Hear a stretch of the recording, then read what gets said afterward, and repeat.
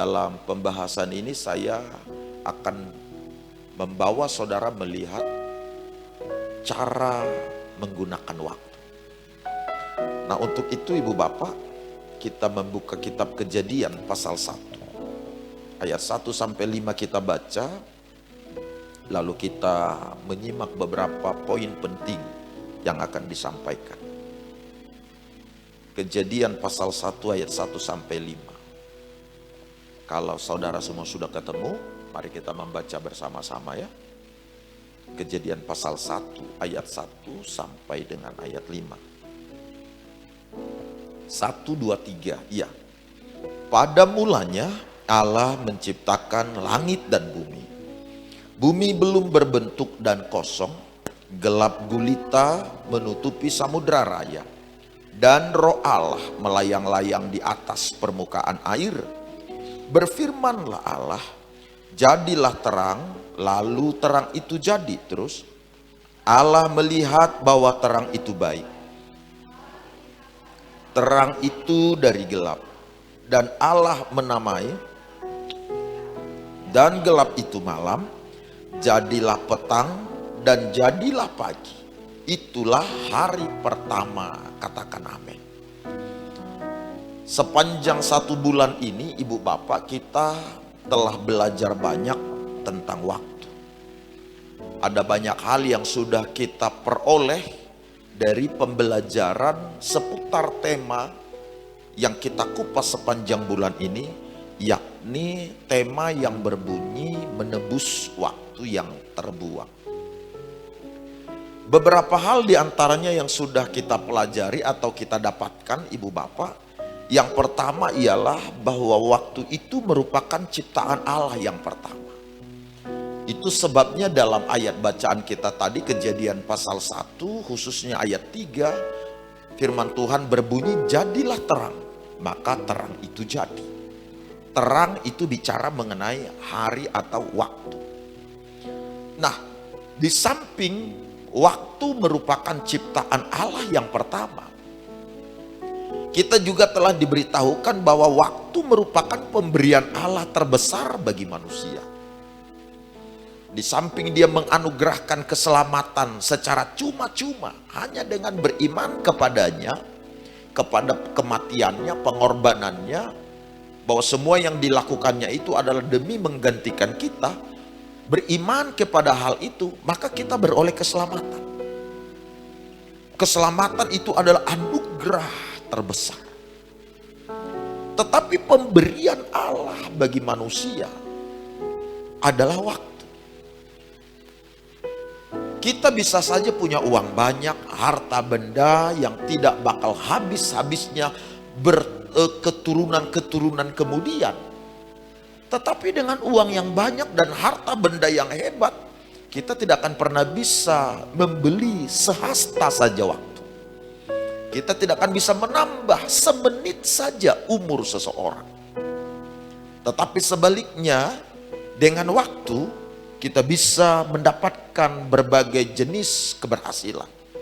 Dengan waktu yang ada, kita bisa mendapatkan perolehan-perolehan, baik kekayaan maupun harta benda lain. Itu sebabnya waktu adalah sesuatu yang sangat penting, sesuatu yang sangat berharga, dan sesuatu yang sangat bernilai keberadaannya dalam hidup manusia. Saya meyakini Ibu Bapak setuju dengan apa yang saya kemukakan ini. Waktu itu tidak mempunyai keberadaan. Di samping tidak mempunyai keberadaan, waktu juga tidak menunggu siapapun. Di samping waktu tidak menunggu siapapun, waktu juga tidak bisa dihentikan oleh siapapun, tidak bisa diblokir oleh pihak manapun. Itulah waktu. Hanya karena saudara punya posisi baik nantinya, saudara adalah berasal dari keluarga terhormat misalnya, lalu saudara mengira bisa suka-suka dengan waktu. Saudara bisa berkata, waktu jangan lanjut berputar, tahan dulu. Aku masih mau tidur-tiduran. Tidak bisa.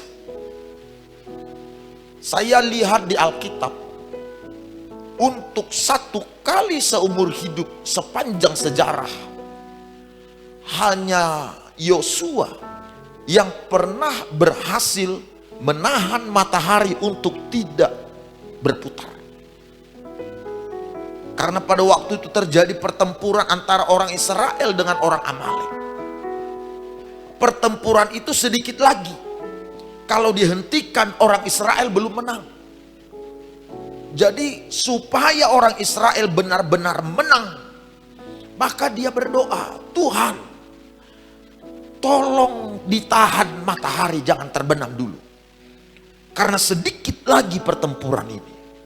Dan benar untuk pertama sekali dan hanya satu kali itu, maka Allah menjawab doa Yosua dan menahan matahari tidak berputar. Dia tetap di tempatnya, jam tidak lanjut.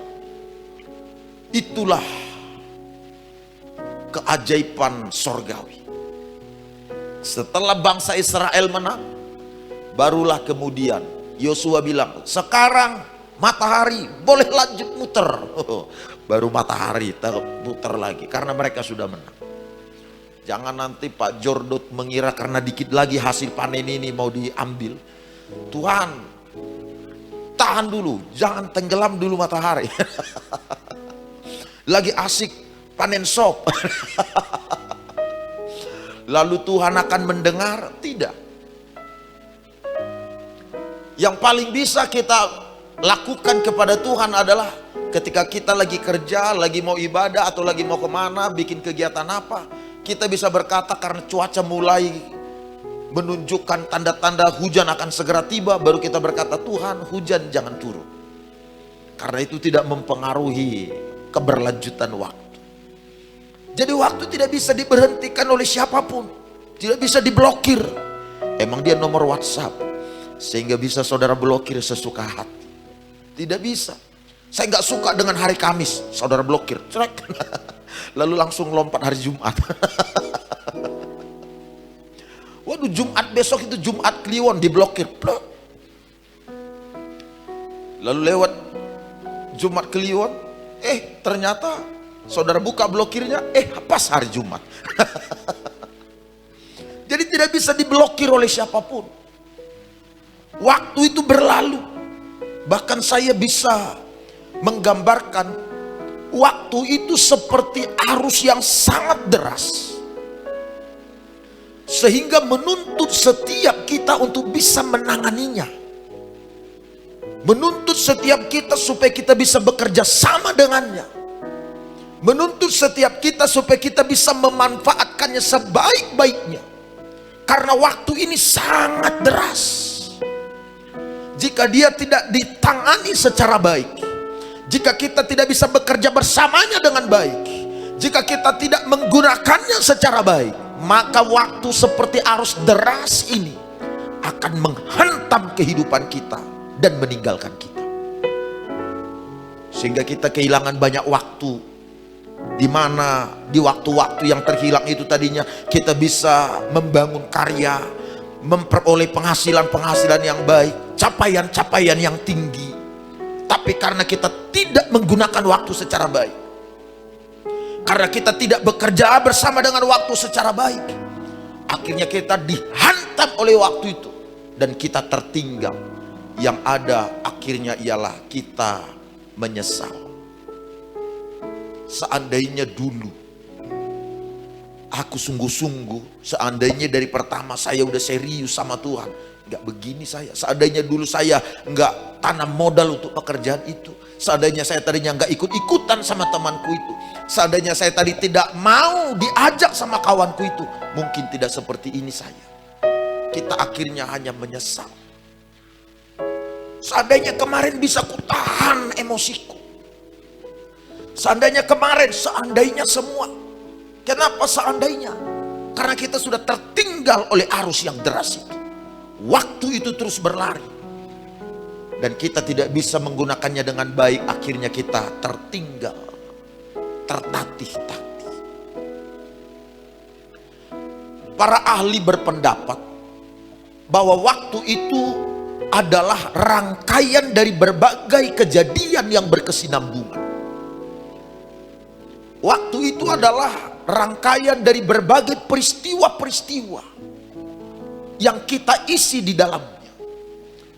Para ahli-ahli berkata bahwa waktu itu adalah berbagai hal yang kita lakukan di dalamnya. Apakah itu kejadian yang terjadi di waktu lalu, sekarang, maupun di masa yang akan datang. Itulah waktu. Jadi kalau ditanya sama saudara, sebuah pertanyaan yang umum, udah berapa usia? Di Indonesia itu pertanyaan umum. Di luar negeri itu nggak boleh ditanya. Apalagi kalau laki-laki nanya ke perempuan, nggak boleh. Pantang itu. Nggak cukup anak babi menebus kesalahan itu. Jadi itu hal yang sangat sensitif, karena itu privat. Sekarang sudah tidak boleh lagi bebas bertanya kepada apa agamamu. Itu di negara-negara maju sana. Kita nggak bisa bilang lagi kepada dia dengan bebas, "Are you Christian?" "Oh, of course I am." Oh, nggak bisa.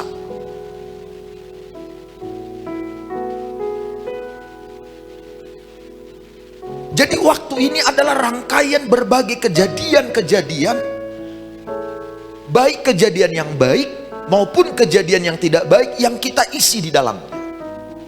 Makanya ketika ditanya, "Kornel, berapa usiamu?" Lalu Kornel jawab, 37 Pak. Itu berarti apa yang diisi sepanjang 37 tahun itu maksudnya Kornel. Udah menikah belum? Udah seperti apa membahagiakan istri? Kita doakan sepulang dari sini Kornel segera dapat jodoh. Haleluya Kornel. Amin. Makanya dicukur kumisnya makin supaya terpesona yang lain. Lalu dipertebal isi dompet. Huish. Kalau perempuan itu nggak sulit. Dia akan mau sama laki-laki apabila laki-laki itu urapannya ada. Masa depannya jelas. Nggak peduli namanya Onan Runggu kah namanya. Atau Sopo Surung kah, nggak peduli. Walau nama kita dari Alkitab.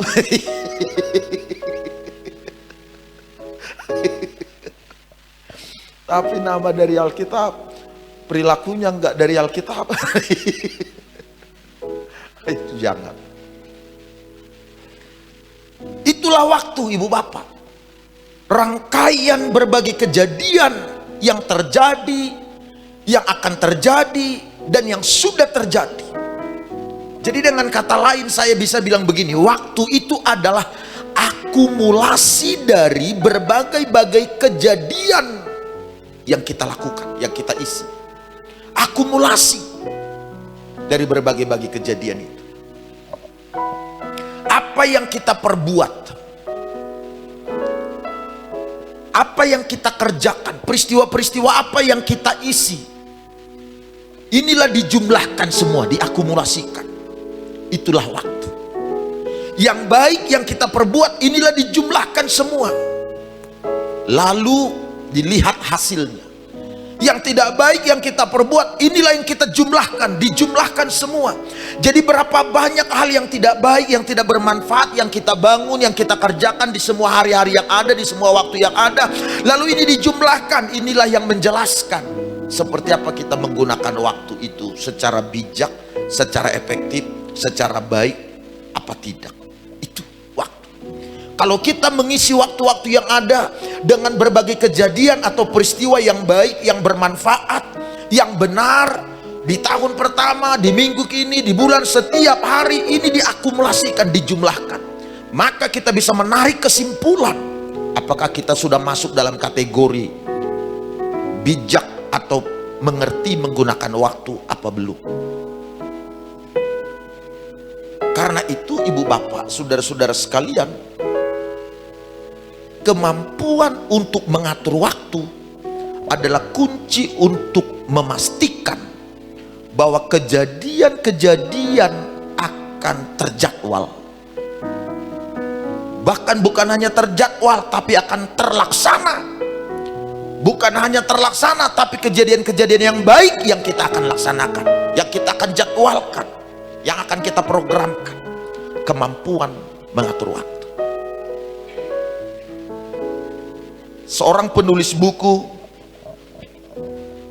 The Effective Executive berkata, manusia adalah manajer waktu, dan tugas utama sebagai manajer waktu adalah sebisa mungkin mengendalikan waktu. Itulah saya dan saudara, sebisa mungkin. Sembari saudara mendengarkan pengajaran ini, coba saudara merefleksikan kembali seperti apa kejadian-kejadian yang sudah terjadi, yang saudara sudah lakukan, yang sedang dan yang akan. Dari semua kejadian-kejadian itu coba saudara akumulasikan. Yang baik yang saudara perbuat, yang saudara isi, kejadian-kejadian yang baik yang saudara lakukan di waktu-waktu yang ada. Kejadian-kejadian yang tidak baik yang saudara tidak lakukan, perbuatan, kegiatan, pekerjaan yang tidak baik yang saudara lakukan. Lalu ini saudara akumulasikan. Dari semua itu saudara bisa menyimpulkan, saya sudah termasuk tahu menggunakan waktu. Itulah dia. Kalau lebih banyak tidur, ini terbalik. Tuhan Allah bekerja 6 hari, dan pada hari ke-7 dia beristirahat 1 hari. 6 hari dia bekerja, hari ke-7 atau 1 hari dia beristirahat. Itu berarti kita kerja harus banyak, bukan istirahatnya yang banyak. Karena manusia 6 hari istirahat, 1 hari bekerja. Waktu kalau di tangan Allah 6 hari berkarya, 1 hari beristirahat, sabat, memuji, menyembah. Kalau waktu di tangan manusia, kalau bisa setiap hari istirahat. Karena Allah ingin supaya kita menggunakan waktu secara baik. Makanya firman Tuhan bicara, bagi mereka yang tidak menggunakan waktu secara baik, artinya membuang-buang waktu, jangan dikasih makan. Pemalas belajar pada semut. Karena kita tidak bisa menggunakan waktu secara baik, maka firman Tuhan berkata mengenai orang yang tidak bisa bekerja, orang yang tidak mau menggunakan waktu. Firman Tuhan berkata apa? Di samping jangan dikasih makan, belajar kepada semut. Itu mengingatkan pentingnya mengetahui bagaimana cara menggunakan waktu. Lalu pertanyaannya sekarang, bagaimana cara menggunakan waktu sehingga waktu yang Tuhan berikan itu tidak terbuang sia-sia? Poin yang pertama, singkirkan yang tidak penting. Apa kata kitab Kejadian pasal 1 ayat 1? Kita baca bersama-sama ayat 1. Ini ada di sini, cuman ayatnya salah dalam PowerPoint saya. Coba lihat di bawah. Oke, kita baca bersama. 1, 2, 3 ya. Pada mulanya Allah menciptakan langit dan bumi. Perhatikan baik-baik sekali lagi. Ada kalimat pada mulanya Allah menciptakan langit dan bumi. Ini mulai dari anak-anak bayi sudah ini diajarkan. Liturgi nakku udah mau Natal, hafal. Pada mulanya Allah menciptakan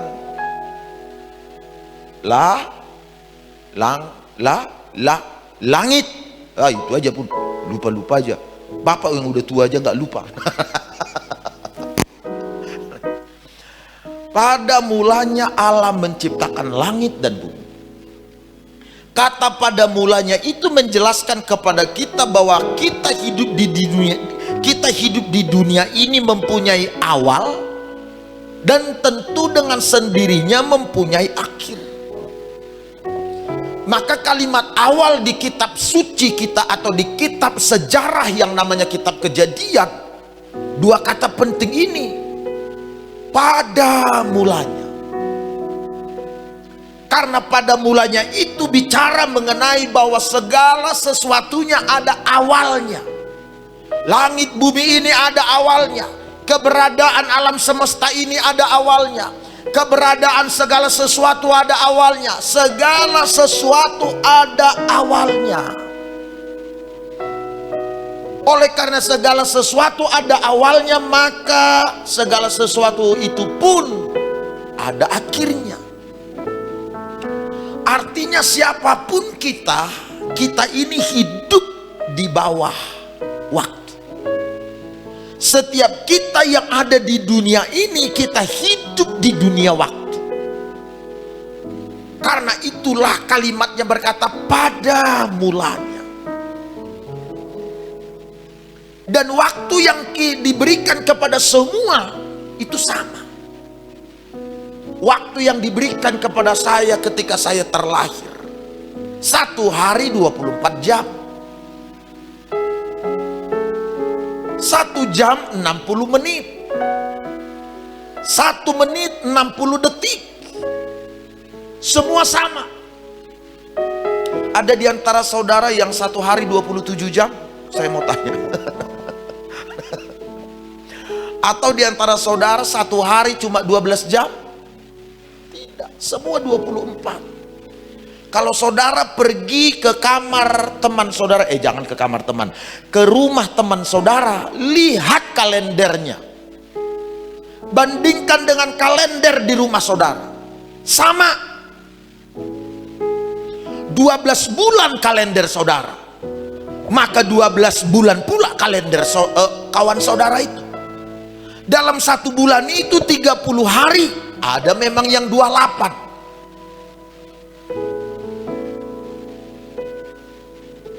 Pernah ketemu kalender ada tanggal 29? Pernah, ada. Cuma ini terbitnya 1 kali 5 tahun. Ada tanggal 29-nya.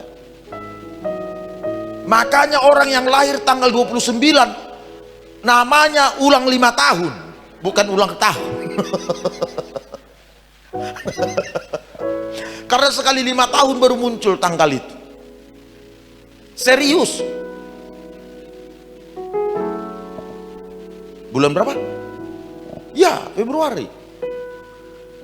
29. Saya ketemu dengan seorang ibu di salah satu kampung di Dolok Sanggur. Saya tanya, ibu udah berapa usianya? Sudah 62. Waduh. Terus udah dekat dong ulang tahunnya. Jauh pak. Kenapa jauh? Kan udah tinggal bulan berapa lagi? Tinggal sebulan lagi. Enggak pak, aku sekali 5 tahun ulang tahun. Ternyata dia di tanggal yang terbit hanya 1 kali 5 tahun. Ada yang lahir di tanggal 29 Februari di sini. Puji Tuhan, berarti saudara tiap tahun merayakan ulang tahun. Itu pun salah satu hal yang disyukuri.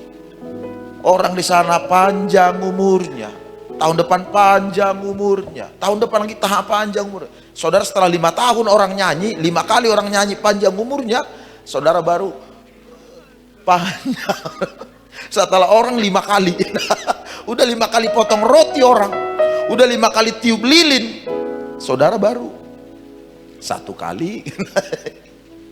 Tapi ini keren, hemat dia. Ini minimalis. Jadi tidak boros dia. Jadi oleh karena kalender siapapun sama dengan kalender kita ibu bapak. Nah oleh sebab itu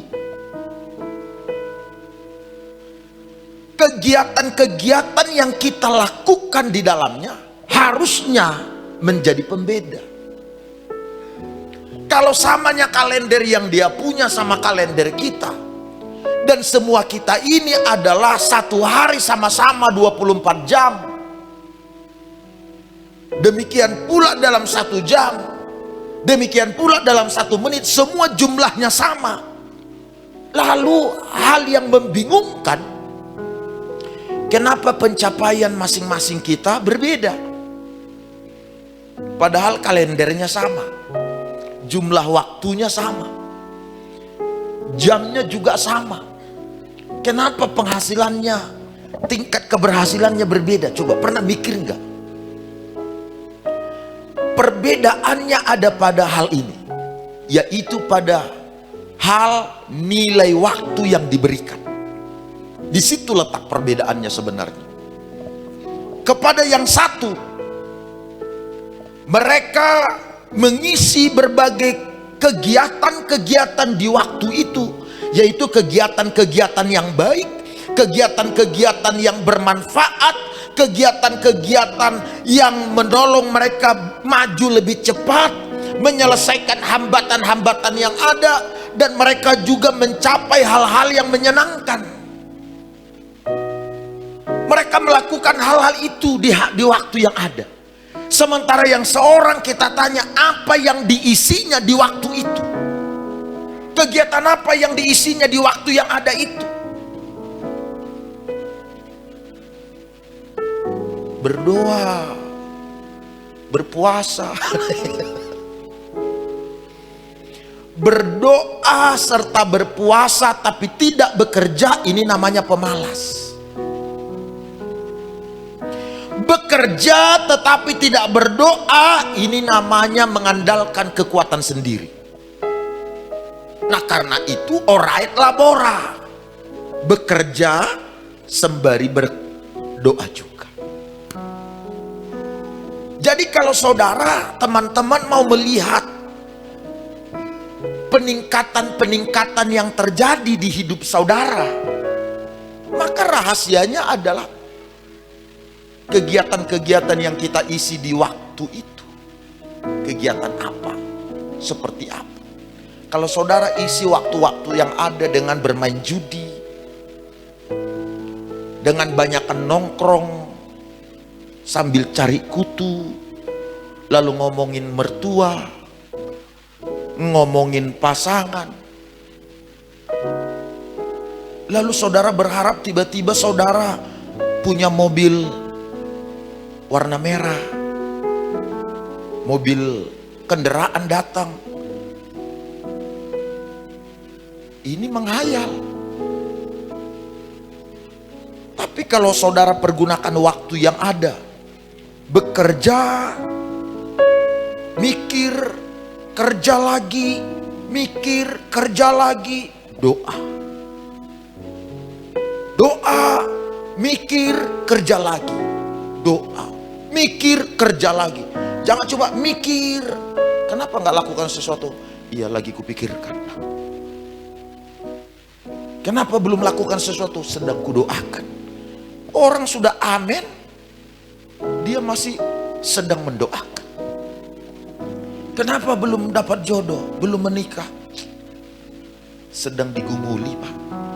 Jodoh itu nggak digumuli, jodoh itu diumumkan.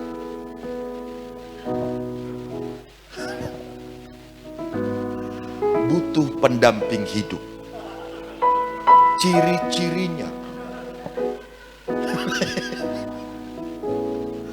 gitu.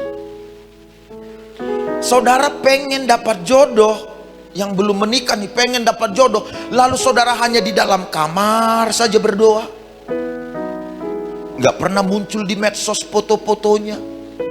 Kalaupun ada foto-foto alam, foto-foto pemandangan.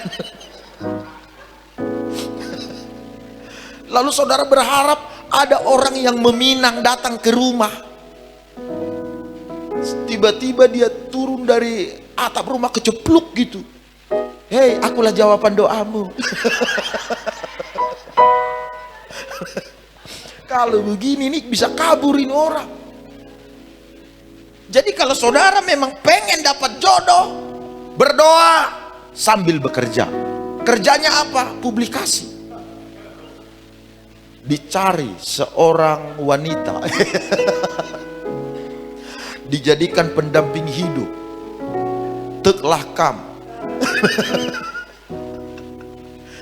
Teklah kaman bangku turang. Adi surungkin kambangku. Bobok-bobok saja kamiru. Lalu dia pun tergoda. Setelah jadi disuruh cari duit, suruh cari pinjaman, suruh pinjol. Akhirnya pusing, stres, rupanya salah jodoh. Jadi apa yang kita isi dengan waktu? Saudara kalau sudah 25 baru mulai mikir mau menikah, udah terlambat. Udah 25 masih kupikirkan, Pak.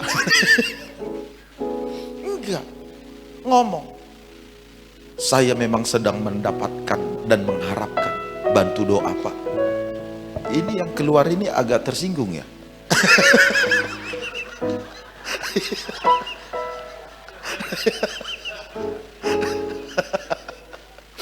Sorry anakku. Enggak, dia masih anak remaja itu, masih anak remaja kita. Nah itu, di sini yang tersinggung mestinya Cornel.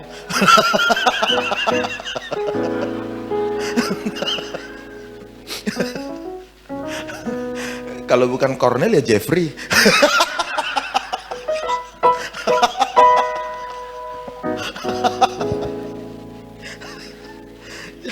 Jeffrey mikir jauh-jauh duduk di belakang supaya gak dilihat papi gembala. Ternyata tembus pandang.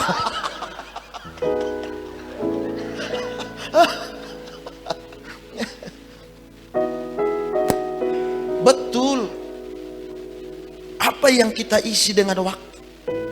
Banyak orang dia asik menghabiskan waktu dengan berupaya mendapatkan segala sesuatu di dunia ini. Dia pengen menjadi orang yang ternama, orang yang terkemuka. Dia fokus menciptakan warisan-warisan di dunia ini. Mereka pengen supaya nanti ketika kelak mereka meninggal, maka mereka diharapkan, mereka dikenang, mereka dibicarakan. Mereka lupa bahwa bukan apa kata orang yang terpenting dalam hidup ini, tapi apa kata Tuhan. Karenanya kalau kita selama ini menggunakan waktu, hanya menghabiskan waktu itu untuk mencari hal-hal yang tidak berguna di kekekalan. Kita menggunakan waktu lalu mengisinya dengan berbagai hal serta pengejaran-pengejaran yang kelak kita harapkan kalau kita meninggal dunia maka kita akan dikenang, maka nama kita akan dibangun tugu yang besar karena kita pernah menciptakan sesuatu, kita orang yang terkaya dan lain sebagainya. Tidak salah semua itu, tapi jangan sampai saudara tidak mengisi waktu-waktu yang ada untuk mencari Tuhan. Apa yang gagal disadari oleh banyak orang adalah bahwa segala pencapaian di muka bumi ini akan ditinggal. Apa yang gagal disadari oleh banyak orang adalah bahwa semua catatan-catatan prestasi yang kita miliki semuanya kelak akan rusak. Semua reputasi yang kita peroleh akan memudar. Semua pujian yang diberikan juga akan dilupakan. Saya kadang-kala mikir, saya ini aktif di 14 organisasi. Mulai dari tingkat kabupaten, tingkat provinsi, tingkat nasional. Aktif. Kalau untuk mendapatkan nama, saya kira nama sudah. Untuk dikenal, saya kira sudah. Dulu kayak apa kali lah kurasa apanya itu kalau apa itu masuk dibuat jadi apa gitu kira-kira. Kayak apa kali kurasa dulu, rupanya nggak apa-apa kalinya. Ya, pemikiranku dulu kalau seandainya kita diliput di media, masuk koran, nama kita masuk koran bukan karena ketangkap merampok, ketangkap mencuri kotak infak, bukan. Ada memang nama-nama orang nggak pernah diharapkannya dia namanya masuk koran, tapi ya masuk koran karena ketangkap merampok, ketangkap mencuri kotak infak dan lain sebagainya. Kita enggak. Kayak apa ya kalau kita disorot oleh media, diliput, lalu diekspos, kayaknya gimana gitu. Begitulah dulu kupikir. Mohon maaf tidak menyombongkan diri ibu bapak. Kalau saudara klik koran harian SIP mulai dari provinsi sampai tingkat nasional, media-media elektronik, waduh, nama Ruben Yonatan sudah banyak di situ. Apalagi nama Ruben Onsu makin banyak. Ya. Makanya saya namanya punya nilai jual tinggi. Karena nama Ruben itu gampang diingat, disebut, dikenang, susah dilupakan.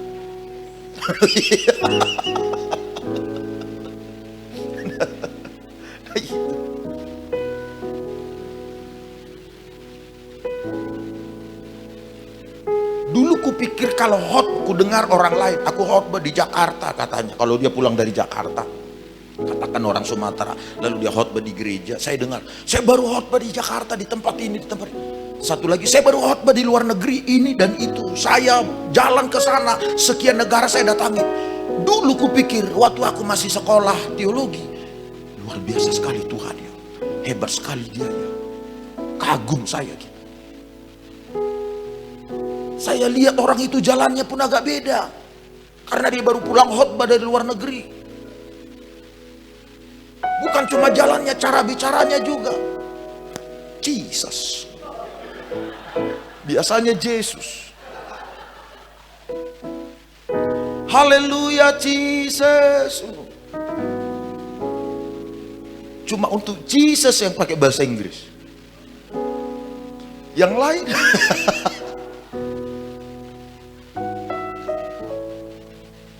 kupikir sudah hebat kali dulu kalau khotbah di luar negeri itu ibu bapak.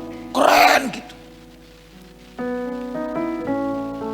Udah milih-milih temannya. Wah, kalian belum dipakai Tuhan kalian. Kalaupun dipakai kalian masih kelas lokal.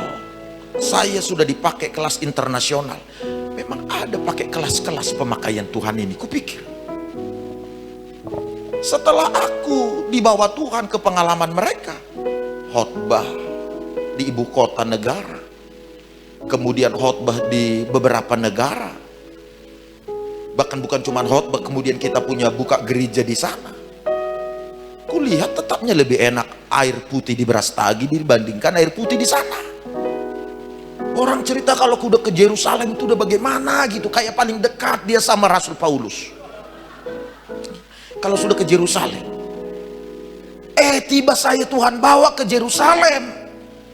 Mohon maaf, jujur aja, jangan tersinggung orang Israel. Tetap lebih enak air aqua di Brastagi. Promosilah aqua. Tetap lebih enak air minum kita. Walau kita di Yerusalem itu, kita udah nggak lihat lagi ada orang masak di sana. Masak air, pakai kompor, pakai apa enggak. Dicolok ke listrik enggak. Air keran itu langsung diminum. Begitu cuci muka langsung minum. Nah saya, kalau nggak air panas pagi-pagi mana mau minum saya. Saya bilang levelnya Israel masih air dingin. Kita air hangat. Kupikir bagaimana. Ternyata setelah kita di sana lebih enak. Lebih enak di sini. Sana kalau panas-panas minta ampun. Aku tuh kalau ke luar negeri kemarin ku ingat itu. Saya mesti pakai pelembab 2 lapis. Itu ketika di luar, di dalam ruangan. Setelah di luar pakai lagi sekali lagi. Sembari jalan udah kering pakai lagi. Rusak kulitku. Ya. Apa namanya itu? Sunblock. Apa? Ah itulah itu, nggak tahu saya. Nah saya di Medan santai aja, panas juga itu Medan, nggak bikin rusak kulit, cuma bikin gelap aja. Makanya saya tuh dari semua pendeta, ibu bapak, mungkin saya satu-satunya pendeta yang gak suka retreat jalan-jalan. Makanya selama 26 tahun gereja kita ini gak pernah saya bikin program gereja kita retreat. Yang bikin itu ibu-ibu, bapak-bapak, ya karena mereka yang suka retreat. Saya nggak pernah suka. Padahal gereja lain selalu retreat, camp kemana. Saya nggak suka. Karena nggak suka, begitu diusulkan jadi program, saya bilang, ah ini ditolak programnya. Karena bagi saya, kita mau piknik kemana, mau retreat kemana. Mana lagi yang lebih indah dari Brastagi ini, coba.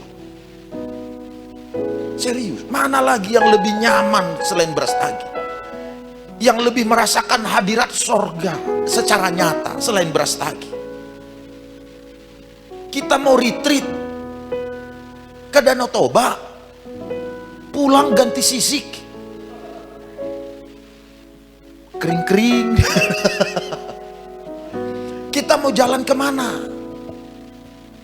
Jadi nggak ada yang lebih nyaman. Ya makanya bersyukurlah kita, Tuhan taruh tinggal di Tanah Karo ini. Makanya mesti cinta sama Tanah Karo. Kita layani masyarakat yang lain yang belum kenal Tuhan supaya mereka datang.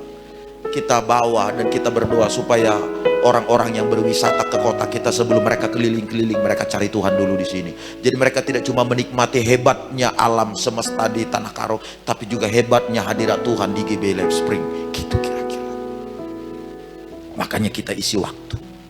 Kalau selama ini waktunya kita berantakan, kita nggak peduli soal apa kejadian yang kita isi mulai hari ini. Mari sama-sama kita peduli dengan waktu. Boleh katakan amin. Gunakan waktu dengan baik. Seperti peselancar yang menantikan arus ombak yang hebat, lalu kemudian dia berselancar di sana di atas ombak itu dan mendapatkan keindahan, kenikmatan, prestasi. Demikianlah saudara lakukan dengan waktu. Waktu ini seperti arus yang sangat deras. Karenanya harus digunakan dengan baik. Jangan sampai saudara ditinggal lalu kita hidup dalam rata-rata. Kita nyanyi sama-sama.